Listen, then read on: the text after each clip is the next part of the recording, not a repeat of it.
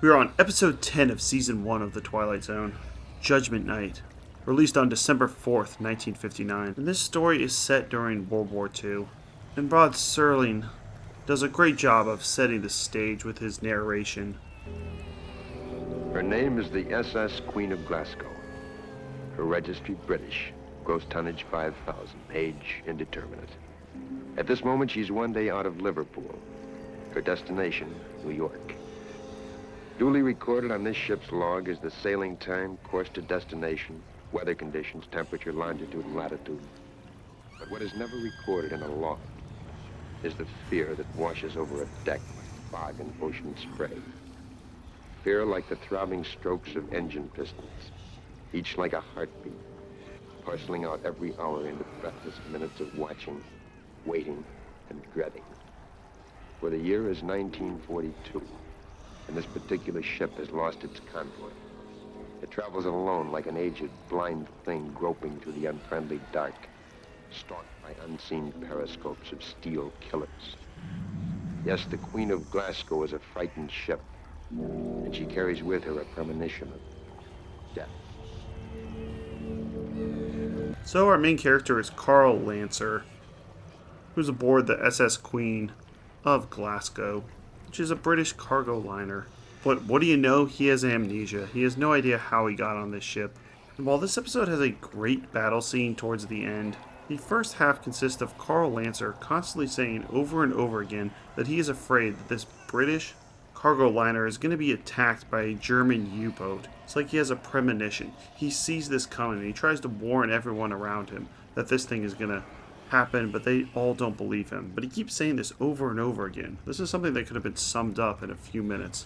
And the twists and turns this episode takes, I don't think really makes a whole lot of sense. This episode was written by the series creator, Rod Serling. It just seems like it went through revision after revision after revision. Since Lancer does end up being correct, as the ship stops for repairs, Lancer gets more and more agitated and warns people this U-boat is going to attack. And then guess what? The U-boat actually does attack. Now, of course, U-boats are German submarines, but in order to make this more action-packed, the U-boat actually surfaces and they just start shooting at them. So you really get a boat battle in this one. And this scene is really good. It looks very realistic for a television series. There's one scene where they do an effect where she goes, "Oh, I'm in the fire," and it's obviously just fake flames that they're holding in front of the camera. But there's many instances where it's a realistic depiction of this boat being fired upon, complete with people abandoning ship, getting shot, fire blazing throughout this cargo liner, and it's sinking. It looks very good. They used the set from the 1959 movie, The Wreck of the Mary Dear, that had a huge budget of $3 million, which really makes this look like an actual action scene out of a motion picture, because it kind of is an action scene out of a motion picture.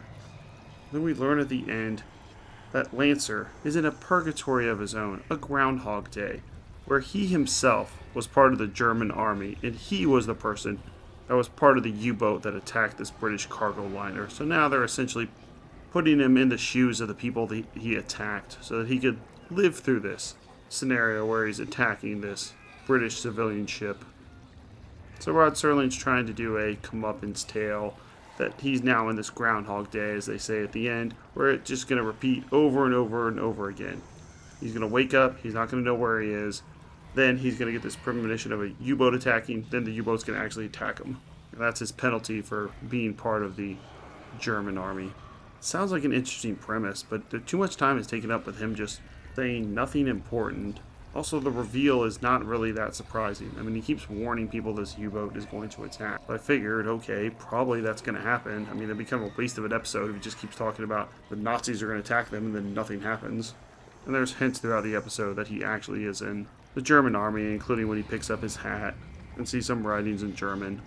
But overall, I think this is a pretty unsatisfying episode. It has 3 minutes that are absolutely excellent, and probably the best action scene we've seen so far. Also the most violent. You actually get to see people die. But Judgment Day is still going to get a 4 out of 10.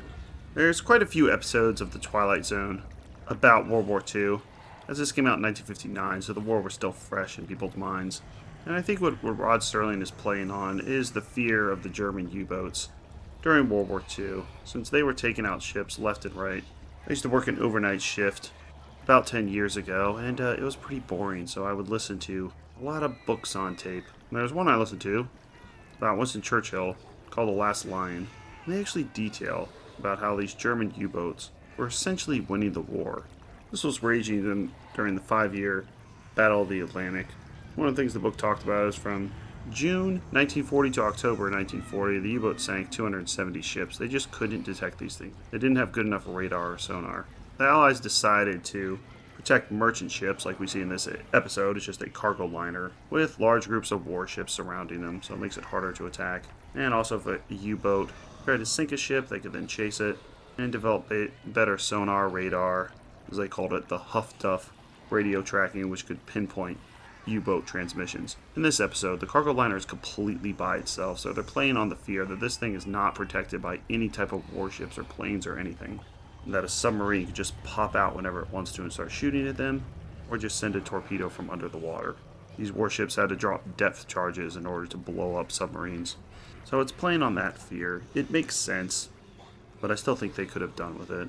Still, it's an interesting curiosity, and Rod Serling himself, the writer and creator of the Twilight Zone, was an Army paratrooper for 2 years during World War II, serving in the Philippines, so he has first-hand knowledge about this.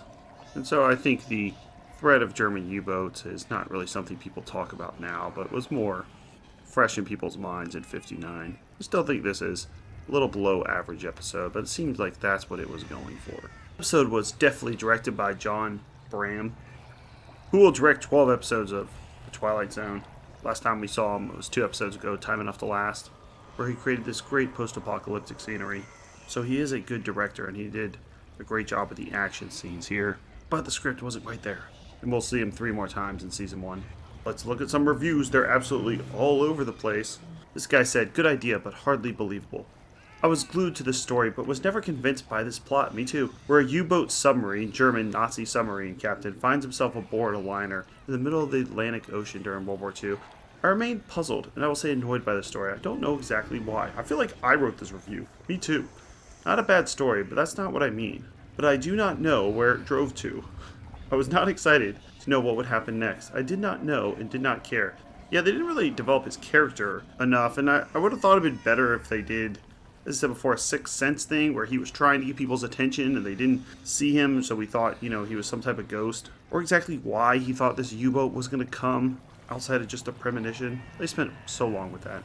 They also throw in a bunch of characters that don't play into the story. Like in the beginning, it starts with a bunch of people 5 people having dinner, and those people don't play into the plot whatsoever.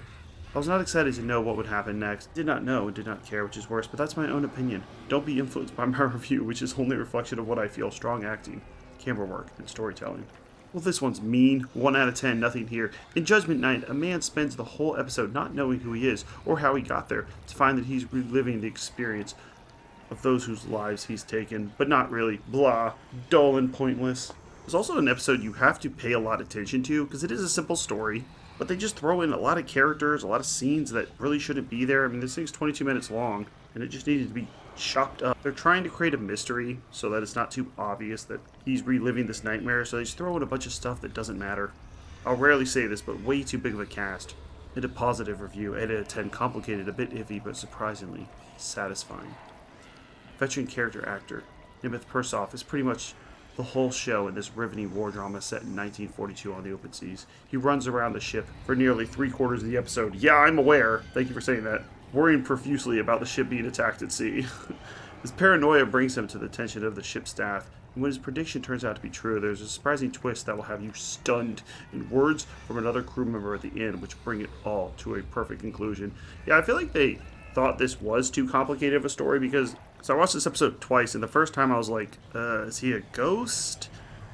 I thought maybe he was, like, part of the British Army and then defected to the Nazis or something, but he actually closes out the narration by going, he's going to relive this Groundhog Day every single day for his Nazi past. So it's like they kind of let you know, okay, were you kind of confused about what's going on? I'm just going to explain it to you at the end. Next up is When the Sky Was Opened, and check out our playlist for the other series we've covered. Are You Afraid of the Dark, Monsters, Tales from the Dark Side, we finished. Pet Shop of Horrors, Cowboy Bebop, Black Mirror, and Mystery Science Theater 3000. Thanks a lot.